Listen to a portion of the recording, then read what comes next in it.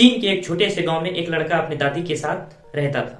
दादी उसे अक्सर उस नगर के बारे में बताया करती थी, ढेर सारी कहानियां सुनाती और उस जगह के छोटे छोटे राज, कौन से जगह पे क्या है, इन सभी के बारे में जानकारियां देती रहती थी। लेकिन मयांक को शुरू से ही शौक था पहाड़ों पे चढ़ने का, नई नई जगहों पे जाने का। लेकिन दादी उसे हमेशा रोकती रहती थी कि अभी तुम्हारी उम्र बहुत छोटी है, अभी तुम्हारा कहीं भी जाना खतरे से खाली नहीं है, इसीलिए अभी तुम घर पर ही रहा करो। लेकिन मयांक दादी की एक भी बात नहीं मानता।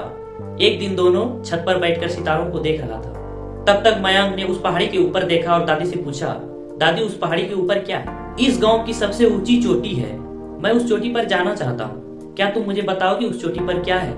लेकिन दादी उसे उसके बारे में कुछ नहीं बताई और धीरे धीरे समय गुजरता गया, वक्त बीतता गया और वो धीरे धीरे बड़ा होता गया। स्कूल जाने लगा, लेकिन जितना ही वो बड़ा होता गया उसका जिद्दीपन उतना ही बढ़ता गया।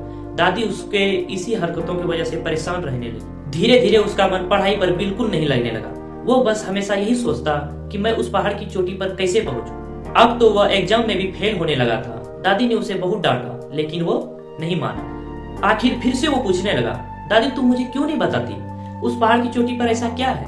क्योंकि वो गांव की सबसे ऊंची चोटी है और मैं वहां जाना चाहता हूँ और मैं वहां से देखना चाहता हूँ कि गांव कैसा दिखता है।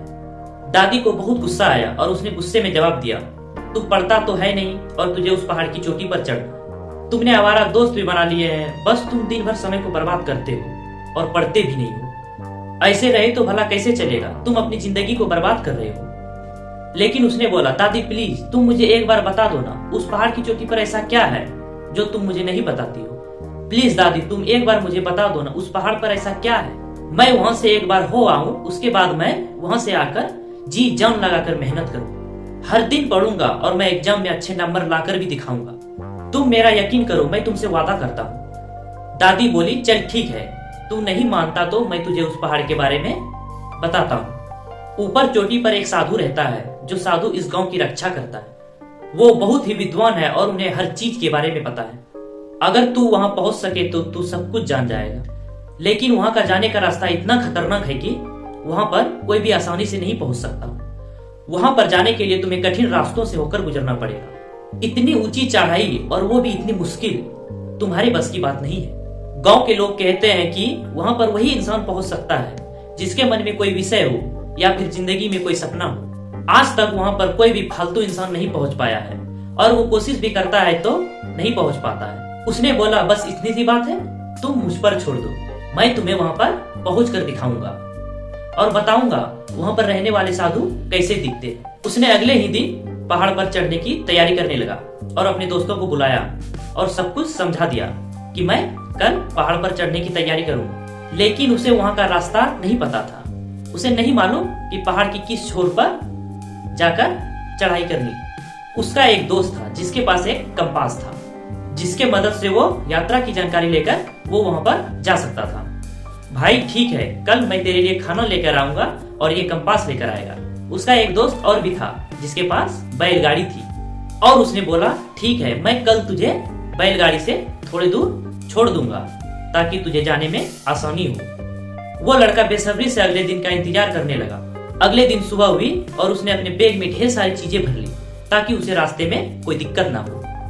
और पहाड़ पर चढ़ने की उसने पूरी तैयारी शुरू कर दी।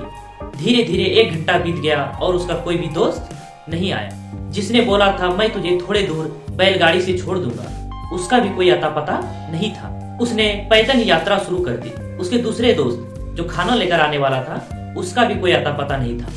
अब उसे और भी चिंता होने लगी, मैं खाऊंगा क्या, मैं पहुंचूंगा कैसे और बिना खाए मैं जाऊंगा कैसे? और उसका तीसरा दोस्त जो कंपास लेकर आने वाला था, वो सबसे जरूरी था, आखिर में वो भी नहीं आया। अब तो उसे दिशा का भी कोई ज्ञान नहीं था। अंत में उसने बिना किसी सहारे के चढ़ाई शुरू कर दी।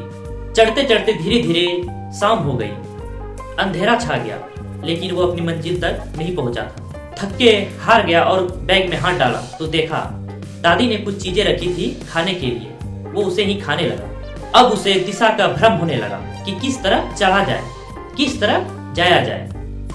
तब उसे याद आया कि दादी उसे बचपन में गांव की कहानियां सुनाती थी, जिस कहानियों में गांव का नक्शा बताया करती थी कि पहाड़ी के सीधे छोर से ऊपर जाने का रास्ता वहीं से मिलता है। उसने थोड़ा और दिमाग पर जोर डाला और चढ़ाई शुरू कर दी। और चढ़ते चढ़ते 2 दिन बीत गए और आखिर में वो वहां पर पहुंच ही गया। उसकी हालत इतनी बुरी थी कि जैसे कि वो अब मर ही जाए, क्योंकि उसने 2 दिन ढंग से खाना नहीं खाया था। आखिरकार कैसे भी कर वो पहाड़ के आखिरी छोर पर पहुंच ही गया। वहां पर उसे एक साधु दिखाई दिया जो बहुत ही शांत होकर तपस्या कर रहा था। उसको देखकर उसकी आंखें चकरा सी गई। वो वहां बैठकर देखता ही रह गया कि उनकी आंखें खुली और वो बात कर पाए। काफी देर बाद जब उनकी आंखें खुली तो उन्होंने पूछा, तुम यहाँ पर क्यों आए हो? उनके इस सवाल ने ऐसा मानो जैसे उसके अंदर बदलाव ला दिए हो। वो अशब्द रह गए। उसके पास बोलने का कोई वाक्य नहीं था, कोई भी चंचलता नहीं थी। मन इतना स्थिर था कि वो बस इतना ही कह पाया कि मैं यहाँ आपके पास सफलता का राज जानने आया हूँ।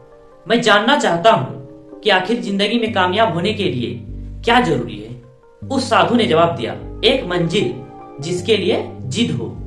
मैं यहाँ से देख रहा हूँ कि जब तुम चले थे तुम्हारे साथ कई दोस्त भी थे जिसके वजह से तुमने यात्रा करने की ठानी थी, लेकिन किसी ने तुम्हारा साथ नहीं दिया। आखिरकार वही चीजें कम आई जो सिर्फ तुम्हारी थी, तुम्हारी सोच, तुम्हारा मेहनत और तुम्हारा संघर्ष, और अंत में तुम्हारा ज्ञान। तुम्हें तो बस इतना पता था जो तुम्हारी दादी ने बचपन में कहानियां सुनाई थी, जिसके मदद से तुम इस पहाड़ की चोटी पर पहुंच सके। दूसरा, तुम्हें यकीन था कि वो दोस्त तुम्हारी मदद करें, आधे दूर तक भी तुम्हें छोड़ देंगे तो तुम्हारा काम बन जाएगा, लेकिन ऐसा कुछ नहीं हुआ। जीवन का यही सत्य है, अगर मंजिल तुम्हारी है तो उसकी तैयारी और पूरा करने का जिम्मेदारी भी तुम्हारी ही होती है। यहाँ पर कोई भी तुम्हारा साथ नहीं देता, इसीलिए जिंदगी अपने भरोसे से जीना सीखो। तुम यहाँ पर सिर्फ इसीलिए चढ़ सके क्योंकि तुम्हारे मन में पहाड़ की चोटी थी और ये तुम्हारा लक्ष्य था, और इसी मकसद से तुम इस पहाड़ पर चढ़ रहे थे।